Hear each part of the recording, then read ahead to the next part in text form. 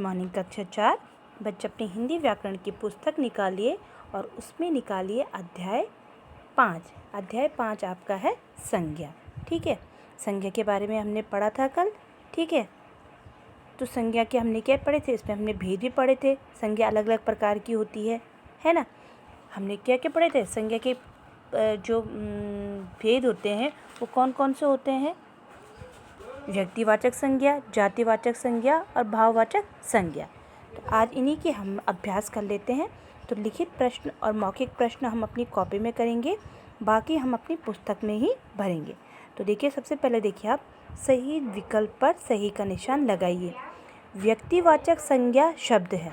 अब व्यक्तिवाचक संज्ञा हमने पढ़ा था, जब किसी व्यक्ति विशेष का नाम, ठीक है, वस्तु का नाम, स्थान का नाम होता है तो उसे व्यक्तिवाचक संज्ञा कहते हैं। तो व्यक्तिवाचक संज्ञा खुशी, पर्दा, नरेंद्र मोदी। तो यहाँ पे व्यक्तिवाचक संज्ञा होगा नरेंद्र मोदी। जातिवाचक संज्ञा शब्द है प्रसन्नता, रोहित और फल। तो यहाँ पे आपको पता है फल की पूरी जाति होती है, तो फल क्या है, जातिवाचक संज्ञा होगा। भाववाचक संज्ञा हरा, उपवन, हरियाली। तो भाववाचक संज्ञा होगा हरा। व्यक्तिवाचक संज्ञा नहीं है नीरा, जनता, आदित्य। तो जनता हमारा व्यक्तिवाचक संज्ञा नहीं है। भाववाचक संज्ञा शब्द नहीं है मित्र, मिठास, सुंदरता। तो मित्र हमारा क्या है, भाववाचक संज्ञा नहीं है। अब है कोष्टक में दिए गए उचित शब्द लिखकर रिक्त स्थानों की पूर्ति कीजिए। सबसे पहले क वाला है नाम किसी का भी हो, क्या कहलाता है, संज्ञा या सर्वनाम। तो वो कहलाता है संज्ञा। ख जिस संज्ञा शब्द से एक ही जाति के सब प्राणियों अथवा वस्तुओं का बोध हो उसे कहते हैं व्यक्तिवाचक संज्ञा या जातिवाचक संज्ञा। उसे कहते हैं हम जातिवाचक संज्ञा।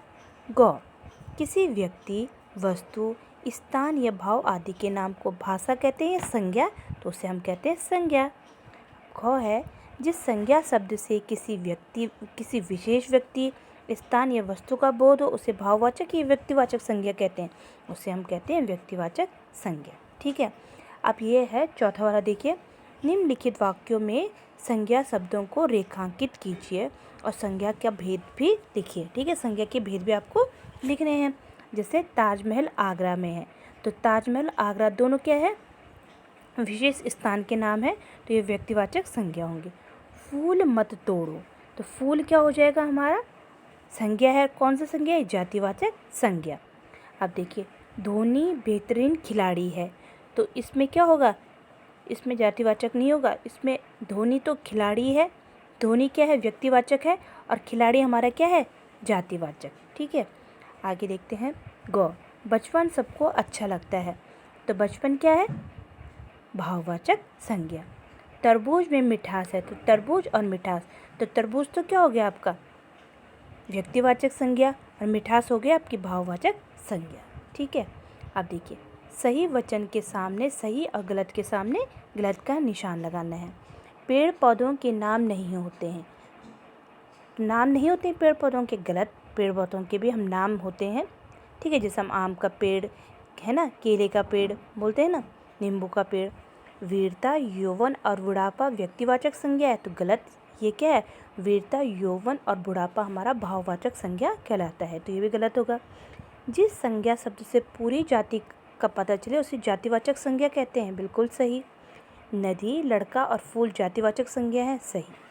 अब आगे है उचित मिलान कीजिए, तो आपको मिलान करना है। जैसे हरा का क्या होगा, हरा का हमारा होगा हरियाली, बूढ़ा का बुढ़ापा, ठीक है, खट्टा का खटास, थकना का थकावट, बच्चा का बचपन और सफल का सफलता।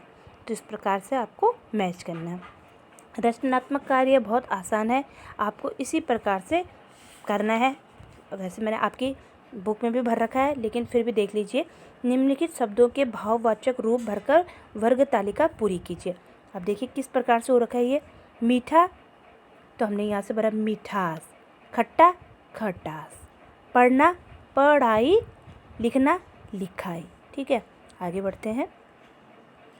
मित्र, सफल, तो मित्रता, सफलता। ठीक है, हमको वर्ग पहले पूरी करनी है।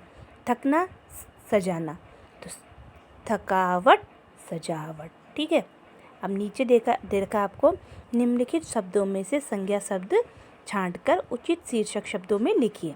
तो यहाँ पे आपके पास देखो 3 दे रखे हैं, 3 प्रकार की संज्ञा, एक व्यक्तिवाचक संज्ञा, जातिवाचक संज्ञा और भाववाचक संज्ञा। तो आपने क्या करना है, इन सब में से छांटना है कि कौन सी व्यक्तिवाचक होगी, कौन सी जातिवाचक होगी और कौन सी भाववाचक होगी। ठीक है, तो आप इस प्रकार देख भी सकते हैं, ऐसे स्वयं करेंगे। और बाकी आप जितना भी आपको करवाया गया है वो आप अपनी पुस्तक में भरेंगे। इसके प्रश्न उत्तर हम दूसरे वीडियो में अपनी कॉपी में करेंगे। तो आज हम इतना ही करेंगे। ओके।